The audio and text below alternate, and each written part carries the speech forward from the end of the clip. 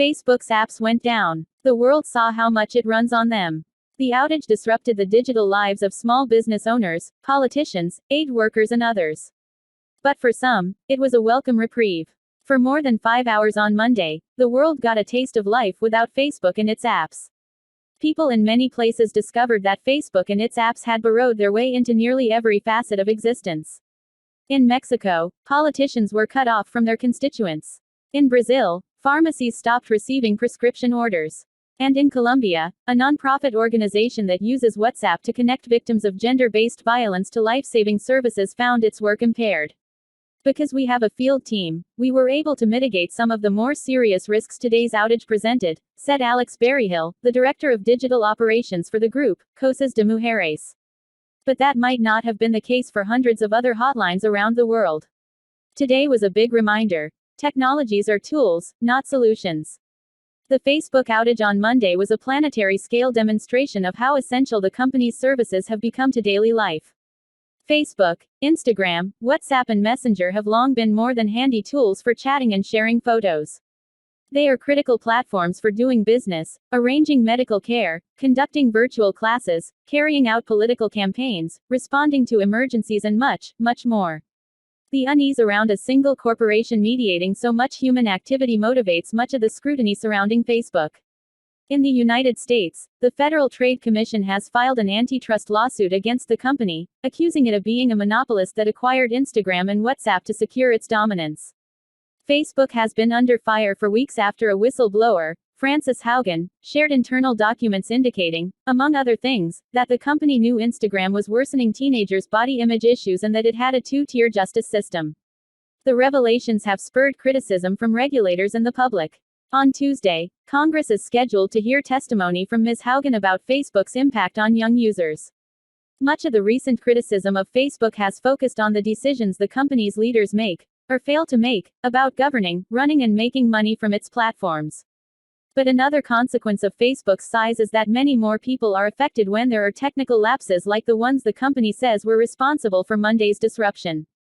In Brussels, the home to the European Union, where many government workers use WhatsApp to communicate and share information, the outage led to a fresh round of calls for more oversight of the biggest tech platforms. In the global digital space, everyone could experience a shutdown, Thierry Breton, the European Commissioner drafting new tech regulations, said on Twitter.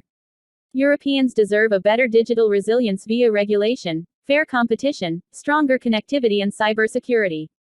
Worldwide, 2.76 billion people on average used at least one Facebook product a day this June, according to the company's statistics. WhatsApp, which Facebook purchased in 2014, has been downloaded nearly 6 billion times since the beginning of that year, according to estimates from the data firm Sensor Tower.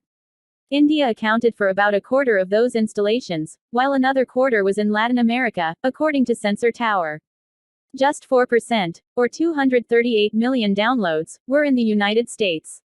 In Latin America, Facebook's apps can be literal lifelines in rural places where cell phone service has yet to arrive but the internet is available, and in poor communities where people cannot afford mobile data but can find a free internet connection. Cosas de Mujeres, the nonprofit in Colombia, has hundreds of interactions every month with Colombian women and Venezuelan migrant women who face domestic and emotional violence or are at risk of trafficking or sexual exploitation, said Ms. Berryhill, the organization's director of digital operations. WhatsApp is a very important tool for our service, she said. Usually we have phone operators receiving messages from women all day via WhatsApp, but that was not possible, and women could not contact us. Maria Elena Divas, a 51-year-old Venezuelan migrant in Bogotá, Colombia, uses WhatsApp to take orders for snacks like empanadas. I didn't sell anything today, Ms. Divas said. It was a hard day for everyone like me. Elsewhere, people said that the disappearance of Facebook's apps hindered their work in some ways, but that it also removed a source of distraction and noise, making them feel better and more productive. James Chambers was panicked at first for Chez Angela, the Canadian bakery he and his wife own in Brandon, Manitoba. They usually post 4 to 5 times daily on Facebook and Instagram to draw customers into the shop. In a community of 45,000 people, the bakery boasts about 14,000 followers total on the two platforms. Facebook is down, but our ovens are hot, They wrote on the bakery's Twitter account, with a 12-second video that showed golden brown pastries as foreigners' slow dance hit, "I Want to Know What Love Is," played in the background. But Monday suggested to Mr. Chambers that Facebook promotion may not be all that important. As the day went on, we actually found more people coming in and saying that it was good to be disconnected, he said. It was their most productive day in a long time, and we closed the day 30% above our normal Monday sale. Drogasmo, a pharmacy chain in Brazil, now takes many of its prescription orders via WhatsApp, said Rafael Silva, a Drogasmo pharmacist in Rio de Janeiro.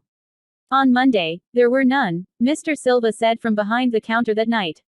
But because he and his colleagues also couldn't chat on WhatsApp, the day felt more serene, he said. Out of habit, Lauren Barbosa, 25, a cashier in the pharmacy, found himself repeatedly refreshing WhatsApp on Monday. Even so, he said, he, too, found the day more peaceful and productive. "I think it shows we can live without technology," he said. "Today, maybe not so much. But we have to remember it's not all about technology."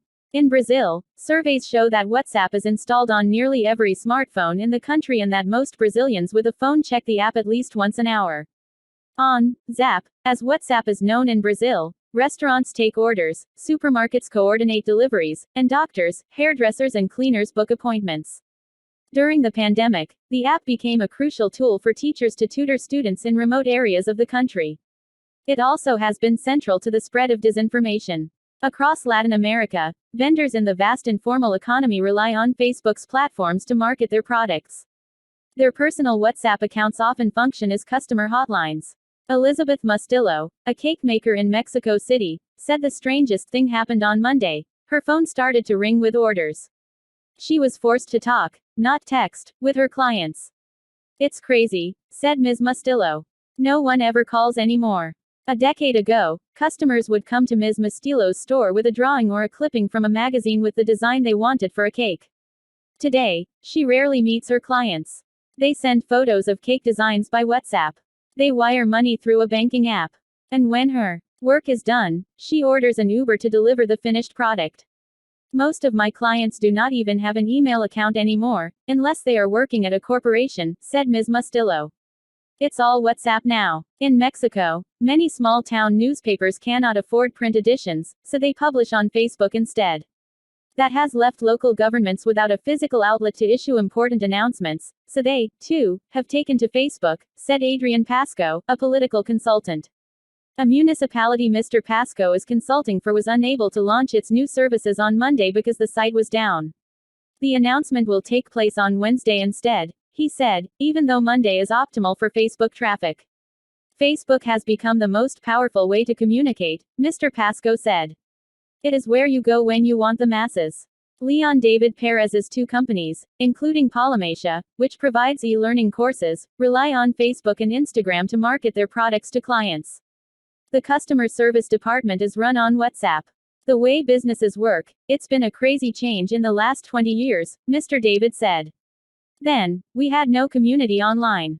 Now we are hyper-connected, but we rely on a few tech companies for everything. When WhatsApp or Facebook are down, we all go down.